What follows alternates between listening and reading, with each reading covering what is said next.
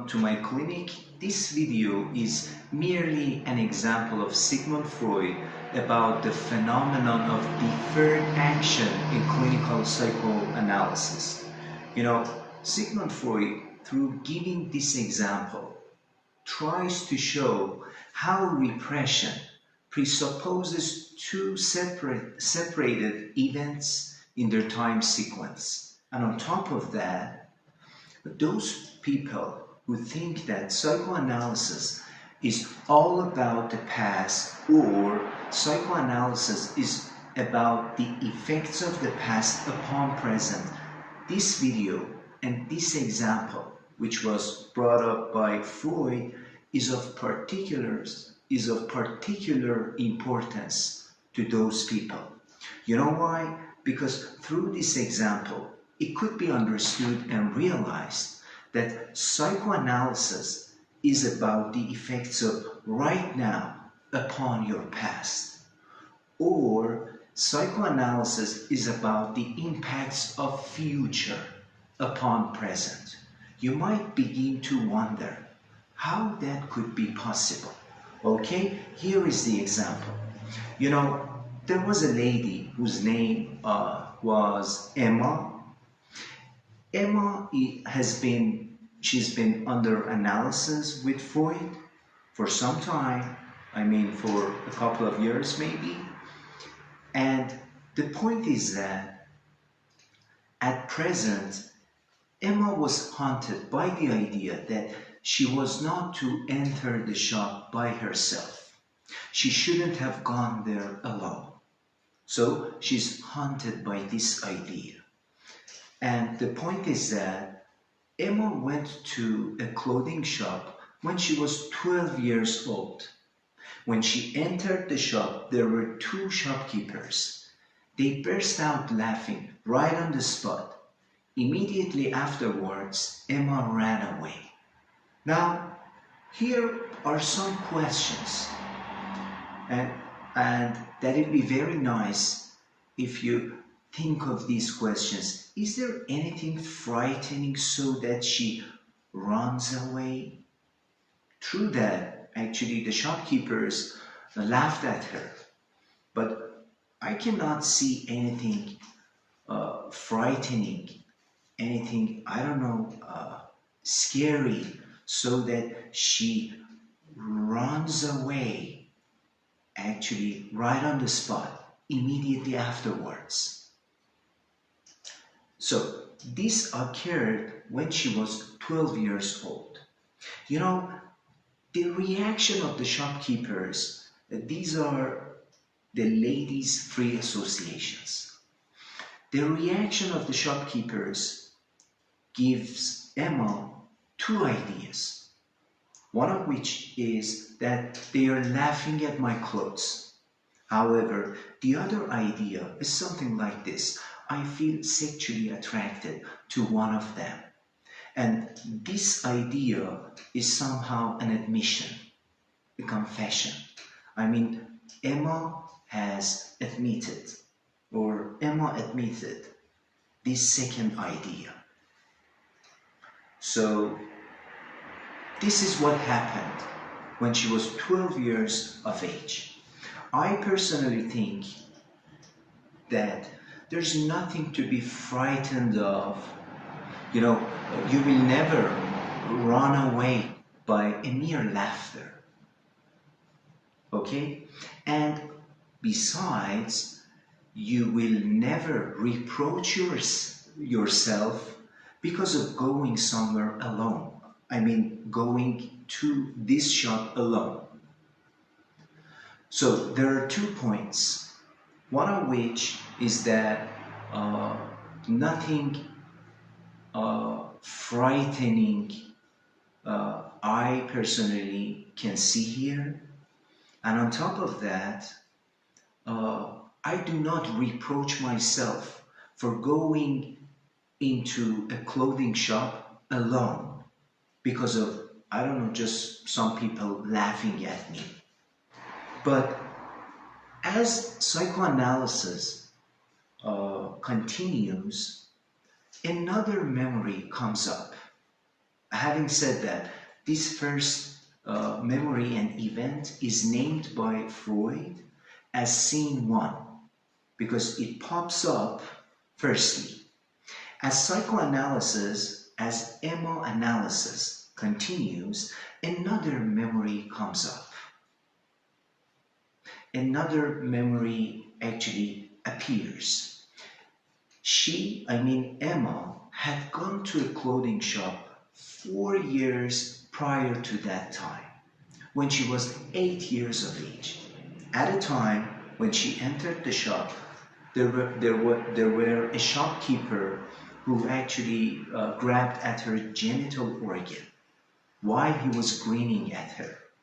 So here, actually, the story somehow unfolds, the truth unfolds, because she was groped by the shopkeeper when she was 8 years of age.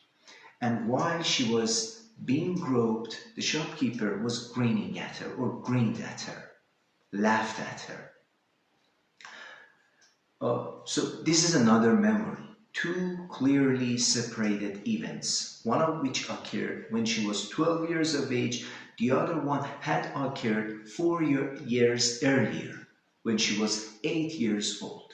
But the point is that at a time when Emma was 8 years of age, true that this occurrence was completely sexual. It was an assault, but it didn't have any sexual meaning for the child, for the girl. And that might be the reason due to which she went to the same clothing shop 2 more times. Afterwards, or let's say subsequently, she went to the same place 2 more times, and then she stopped going there. But the point is that this actually seduction, this adult seduction scene didn't have any significance for the child.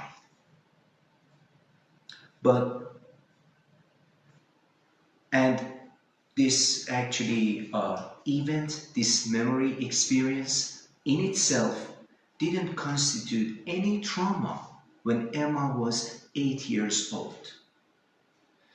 But while she was being under analysis, all of a sudden, she remembered the earlier events. And at a time, when she was 12 years old, the trauma was constituted. So the trauma didn't, the trauma wasn't constituted when she was 8 years old. It was constituted when she was 12 years old. Why is that? Because when Emma was 12 years of age, she has reached puberty. She was capable of experiencing and feeling sexual feelings. That's why she could actually understand, she could remember the earlier event.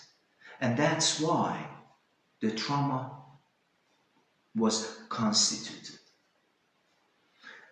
Okay, and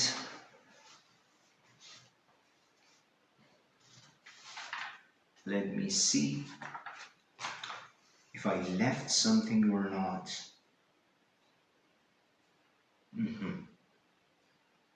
So, the reason due to which she was reproaching herself for going there alone was when she went to the shop at 8 years of age, not 12 years of age. And the fear based on which, she got frightened so that she ran away when she was 12 years of age. And through that, there was nothing to be frightened of, so that you run away. This fearful feeling, scary feeling, belonged to the it belonged to 4 years earlier. Actually, she was afraid the shop assistants might repeat the assault, the 2 shop assistants who laughed at her. She was frightened that they might repeat the assault, and that's why she actually ran away.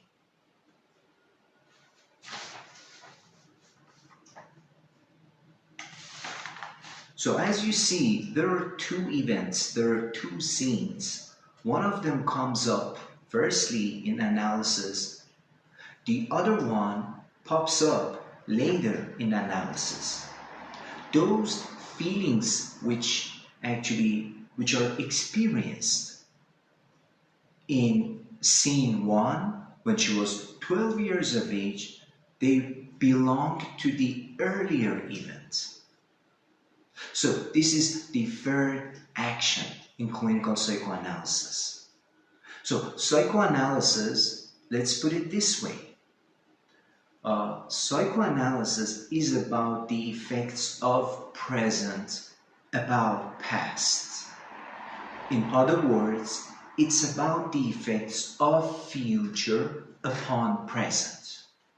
You understand your past events right now. Or I can say that you understand your present later on in future. You will understand your present. This is what psychoanalysis is about. And there might be 1 or 2 more items regarding the example.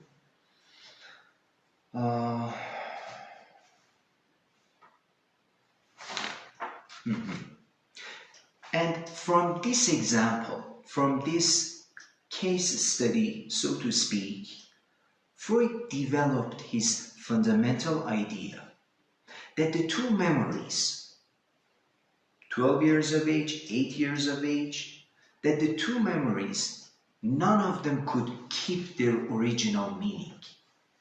So this is very important. None of the memories could keep and retain their original meaning.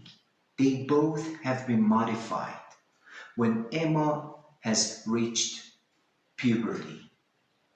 Both memories have been modified. Both memories have been changed in terms of their meaning. And the reason that Emma felt sexually attracted to one of them when she was 12 years of age was she unconsciously remembered the first shopkeeper who grabbed at her genital organ through her material of her dress. So she unconsciously remembered the first shopkeeper. That's why she felt sexually attracted to those shopkeepers, or to one of them, to be more precise. So this is when the assault became traumatic. When she could remember, when she could unconsciously remember the first shopkeeper, this is when the assault became traumatic. This is when she could understand the meaning of that old assault. So you understand your past right now. That's why what I'm saying is psychoanalysis is about the effects of present upon past. In other words, the effects of future upon your present. And anything else for this matter? This example was given by Freud in his article under the title of The Project for Scientific Psychology. It was published in 1895. In dealing with hysterical repression, Freud asked himself, why repression falls especially upon sexual realm. And then he brought up this example. As you've seen, as you know, according to this example, the first of these events, I mean, when she was 8 years of age, the seduction by an adult, it is of a sexual nature. But at the time of its occurrence, it didn't have any sexual significance for the child. The child hadn't reached puberty yet. However, 4 years later, having reached puberty, the lady, I mean Emma, is capable of sexual feeling. A feeling which she consciously associates with the second event, with the time when she was actually 12 years of age. But as a matter of fact, this sexual feeling is released by the previous event. This sexual, let's say, feeling or, I don't know, memory, it is provoked by the time that Emma had been 8 years old. Okay, that's it. You know, in order to summarize, the bottom line is that the phenomenon, the process of deferred action in clinical psychoanalysis is about the trauma constitution. It is about the symptom construction, how the symptom is being formed could be understood by the process of deferred action. You know, this phenomenon, I mean, a deferred revision, so to speak, it shows in an excellent way that psychoanalysis is about the effects of present upon your past. In other words, clinical psychoanalysis is about the impacts of future upon present.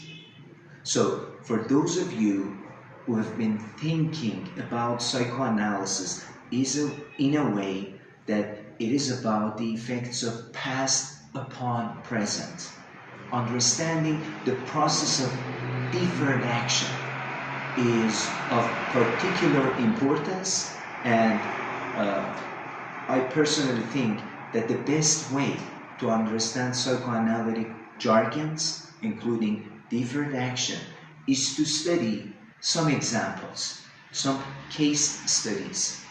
This is the best way to grasp psychoanalytical concepts. Okay, that's it. And you know, one more point.